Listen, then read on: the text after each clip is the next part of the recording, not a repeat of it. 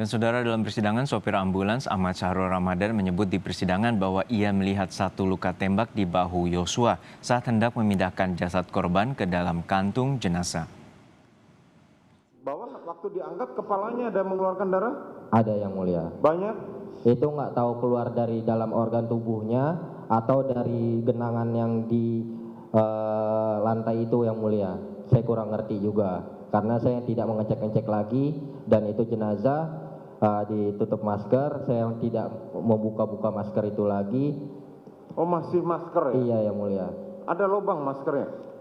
Saya kurang lihat, yang mulia. Kurang lihat. Pada majelis hakim agar dipertimbangkan untuk dihadirkan. Kemudian kami dalam hal ini sudah menyampaikan bahwa sebagai status klien kami sebagai GC, kami memohon kepada majelis hakim agar memisahkan pemeriksaan terhadap klien kami.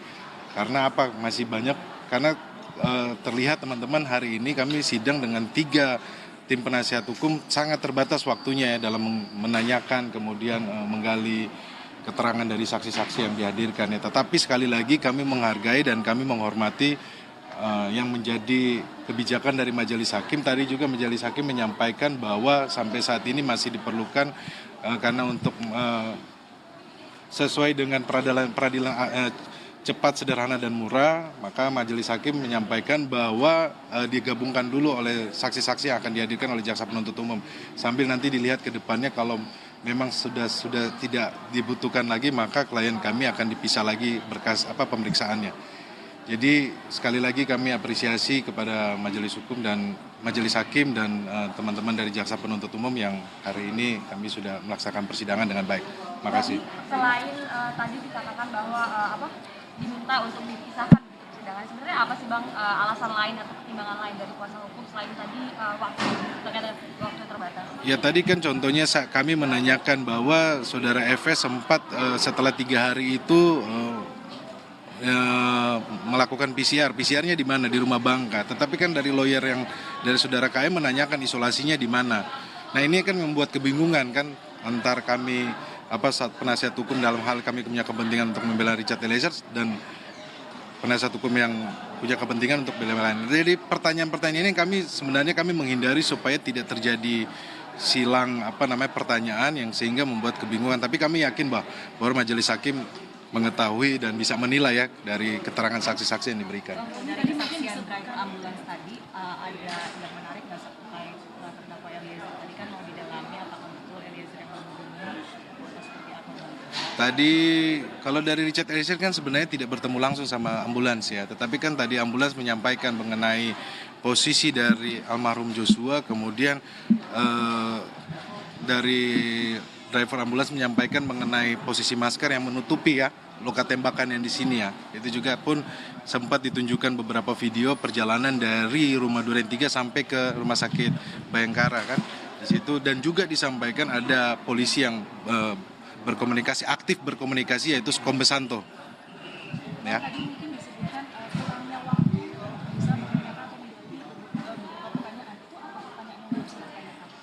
Ya itu masalah teknis persidangan lah tentunya. Kalau kami kan dari tim penasihat hukum kan ada beberapa hal yang belum kita bisa tanyakan, kita mau gali lagi kan. Itu masalah teknis saja. Tetapi kalau seandainya persidangan kami sendiri tentunya akan lebih leluasa. Masalah waktu juga ya. Tetapi kami tetap mengapresiasi, kami menghormati persidangan ini, persidangan yang mulia ini, dan klien kami penegasan bahwa Richard Eliezer tetap kooperatif ya, tetap konsisten mengatakan apa yang sebenarnya, berkata jujur, dan sebagai GC ini juga klien saya menunjukkan bahwa dia dalam situasi apapun siap untuk menghadapi proses persidangan ini. Oke, teman-teman. Terima kasih. Itu tadi pernyataan pasca persidangan yang saat ini tengah diskors oleh penasihat hukum dari terdakwa Richard Eliezer, yakni Roni Talapesi. Sebelumnya Roni Talapesi juga menyampaikan apresiasinya terhadap majelis hakim terkait dengan persidangan kali ini. Kami juga akan terus memantau jalannya persidangan kali ini. Dan ini tampaknya Roni Talapesi kembali memberikan pernyataan. Kami coba dengarkan kembali audio. Kami mengharapkan adalah saksi yang dihadirkan adalah saksi yang dari Bank BNI cabang Cibinong, Dan di situ kan menjelaskan perpindahan rekening, uang yang di dalam rekening almarhum kepada seorang terdakwa.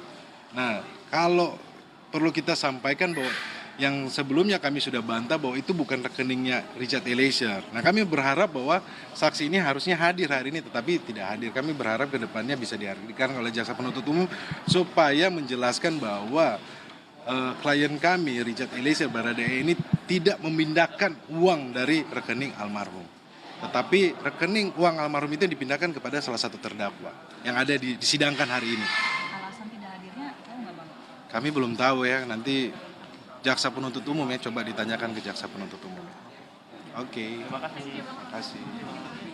Nanti 7 saksi itu ya Bang Roni?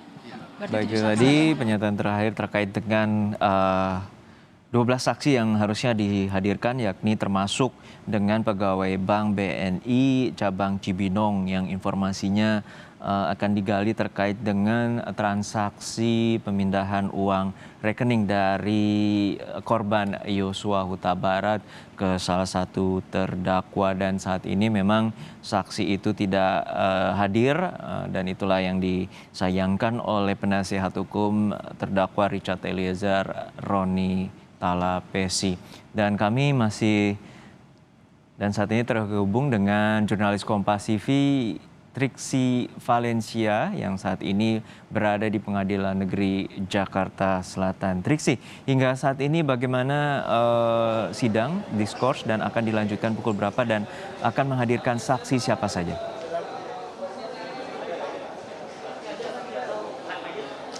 Ya, Juna dan juga saudara, tadi kalau mengutip apa yang disampaikan oleh Hakim Ketua, yakni bukan diskors tapi melainkan ditunda menjadi minggu depan, yakni hari Senin kembali dijadwalkan untuk melakukan pemeriksaan saksi, dalam hal ini masih saksi-saksi dari jaksa penuntut umum. Karena tadi sebenarnya dari 12 saksi yang harusnya pada hari ini memberikan keterangan, jaksa penuntut umum ini hanya mendapatkan konfirmasi dari 5 orang saksi saja yang memang sudah hadir, yakni dari petugas PCR, kemudian juga dari petugas ambulans, kemudian juga dari petugas atau dari tim provider telekomunikasi itu yang hadir dan memberikan keterangan tadi. Sementara untuk saksi lainnya ini tidak memberikan konfirmasi atau keterangan. Jadi memang tadi ketika kami mencoba mengkonfirmasi kepada jaksa penuntut umum, ini pihaknya masih terus mencoba menghubungi para saksi yang memang tidak memiliki keterangan apa yang menjadi alasan dirinya atau pihaknya ini tidak hadir untuk memberikan keterangan pada saksi yang diagendakan pada hari ini. Jadi tadi kalau kami rangkum ada Sartini, asisten rumah tangga yang tidak hadir, kemudian juga ada Rojia, lalu juga ada Novianto Rifai, merupakan dari asisten pribadi Verdi Sambo, dan juga ada Anita Amalia dari Customer Service BNI Cibinong, lalu kemudian juga ada Raditya Adiaksa yang merupakan freelance untuk melakukan pengunduhan dari kamera pengawas yang ada di TKP. Kemudian juga ada dari Sadam yang selaku supir Verdi Sambo, dan juga Chong Chi Fung yang merupakan petugas dari CCTV. Ini yang tidak hadir 7 orang, dan memang tadi disampaikan oleh majelis hakim ini akan kembali diagendakan untuk dilakukan pemeriksaan, karena memang Juna dan juga saudara, terutama ada 2 hal yang cukup menarik begitu. Ada yang dari asisten rumah tangga, dan juga satu lagi tadi yang disampaikan juga oleh kuasa hukum dari Richard Eliezer adalah dari pihak customer service bank ini juga yang bisa memberikan penjelasan terkait perpindahan rekening atau perpindahan dana dari rekening Yosua kemudian ke terdakwa lainnya yang juga tidak disebutkan. Nah, ini yang harusnya didengarkan tadi penjelasannya dari customer service yang seharusnya hadir pada hari ini, namun tidak hadir karena memang sampai saat ini juga tidak terlihat, dan dari jaksa penuntut umum sendiri juga masih belum mendapatkan konfirmasi terkait apa yang menjadi alasan ketidakhadiran dari 7 tersangka lainnya. Tapi yang jelas minggu depan hari Senin ini akan kembali dilanjutkan persidangannya dengan agenda pemeriksaan saksi. Akan ada beberapa saksi kembali yang dihadirkan dari pihak jaksa penuntut umum. Tadi sudah disebutkan beberapa oleh majelis hakim, dan nantinya akan dihadirkan pada minggu depan, yakni pada hari Senin 14 November 2022. Juno. Ya, Triksi, tadi terakhir adalah tentu tanggapan dari pihak terdakwa. Apa saja yang disampaikan, terutama mengenai kesaksian-kesaksian yang telah diberikan oleh 5 saksi yang dihadirkan oleh jaksa penuntut umum.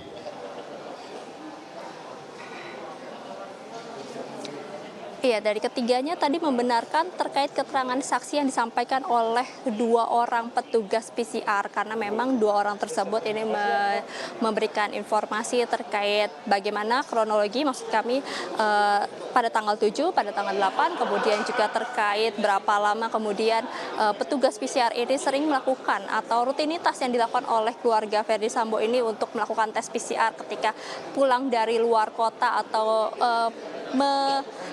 menggunakan layanan dari petugas PCR ini untuk melakukan tes PCR di rumahnya. Tadi kalau disampaikan oleh salah satu orang petugas PCR bahwa memang sering dilakukan tes PCR dimulai dari bulan Januari sampai dengan bulan Juli kemarin di tahun 2022 ini. Lalu ada 4 lokasi yang biasanya digunakan untuk melakukan tes PCR, yakni di Jalan Saguling, Duren 3 ada 2 rumah dikatakan, dan juga ada di Jalan Bangka. Dan satu lagi ini melakukan tes PCR juga di kantor Ferdy Sambo, yakni di Bareskrim Mabes Polri. Itu yang tadi disampaikan setidaknya oleh 2 petugas PCR. Namun untuk keterangan saksi yang lain, ini ketiga terdakwa memang menyampaikan bahwa tidak mengetahui apapun atau informasi apapun yang disampaikan oleh saksi-saksi yang hadir pada hari ini. Juno. Laporan lengkap Anda, dan sidang saat ini ditunda dan akan kembali dilanjutkan untuk memeriksa 7 saksi yang saat ini tidak hadir dan tanpa keterangan pada tanggal 14 November mendatang. Terima kasih rekan Triksi Valencia dari Pengadilan Negeri Jakarta Selatan.